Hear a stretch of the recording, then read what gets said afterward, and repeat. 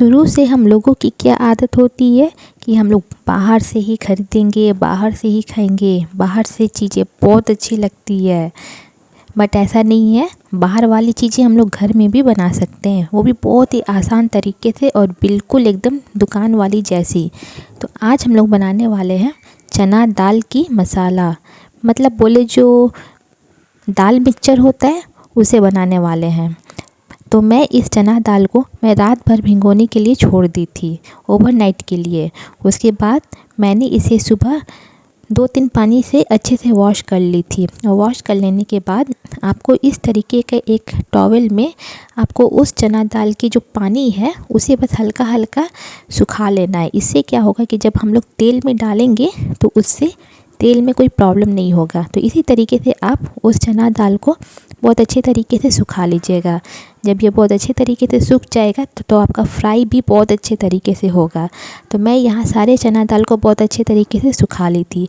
तो चलिए हम लोग यहाँ पे कुछ मसाला बना लेते हैं जो हम लोग ऊपर से स्प्रेड करेंगे तो बहुत अच्छा लगेगा। तो मैं यहाँ पे अपने स्वाद अनुसार नमक ले ली थी और थोड़ा सा मैं यहाँ पे चाट मसाला ले रही हूँ। तो आप लोगों को अगर चाट मसाला पसंद है तो लीजिएगा। उसके बाद मैं यहाँ पे मिक्स मसाला कुछ ऐड कर रही हूँ, बस और कुछ नहीं। बस इसी चीज़ों से उस चना दाल पे टेस्ट बहुत अच्छे से आएगी। तो मैं यहाँ गरम तेल में सबसे पहले ये बादाम को फ्राई कर ले रही हूँ। उसमें कुछ अगर बादाम रहेगी तो बच्चे को भी खाने में बहुत ज़्यादा पसंद आएगी।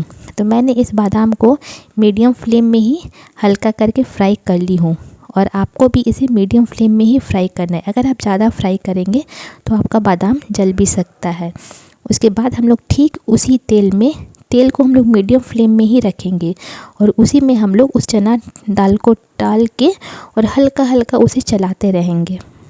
तो इसी तरीके से हम लोग उसे ऑयल में डाल के हल्का हल्का चलाते रहेंगे, नहीं तो ये आपका चिपक भी सकता है। तो बस इसी तरीके से मीडियम फ्लेम में रखते हुए आप उसे हल्का हल्का चलाते रहिएगा। और देखिए जब आपका ये चना दाल बहुत अच्छे तरीके से फ्राई हो जाएगा तो आपको पता भी चल जाएगा। तो वो कैसे पता चलेगा, तो अभी आपको जिस तरीके से ऑयल में हल्का हल्का बबल्स दिख रही है वो बबल्स आपकी कम हो जाएगी। तो आपका ये जो चना दाल है वो बहुत अच्छे तरीके से फ्राई हो चुका है। तो देखिए मेरा यहाँ पे जो तेल पे पहले बबल्स उठ रही थी वो कम हो चुकी है और मुझे ये चना दाल भी दिखने में लग रही है कि हो चुकी है। तो बस इसी स्टेज पे मैं उठा लूँगी और उठा लेने के बाद इसे बादाम के साथ ऐड कर लूँगी।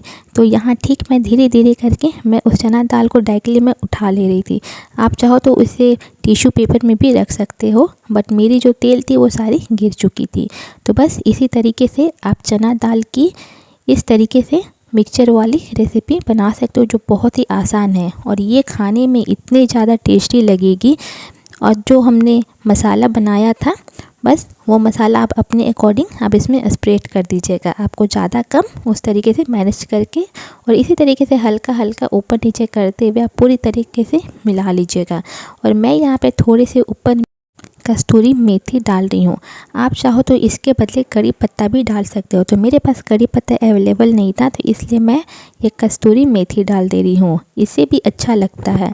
तो आपके पास जो ऑप्शनल हो आप उसे डाल दीजिएगा। और उसके बाद ये आपका रेडी है और आप यकीन नहीं करोगे ये एकदम दुकान में जैसे मिलता है पैकेट में बंद बिल्कुल उसी तरीके से है। तो मैं आपको थोड़ी सी अपनी उंगली में दिखा दे रही हूँ कि देखिए मैं इसे इतने तरीके से मैं उसे तोड़ने की कोशिश कर रही हूँ तो ये नहीं टूट रही है। इसका मतलब ये बहुत ज़्यादा खास्ता हो चुकी है।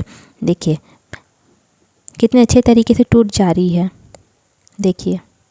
तो बस इसी तरीके से आप लोग भी घर में बहुत ही आसान तरीके से ये वाली रेसिपी बना सकते हो, जिसके लिए आपको बाहर जाने की ज़रूरत भी नहीं पड़ेगी, कि बच्चों के लिए भी बहुत ज़्यादा हेल्दी है। तो आप लोग भी ये रेसिपी ज़रूर ट्राई करिए। Thank you.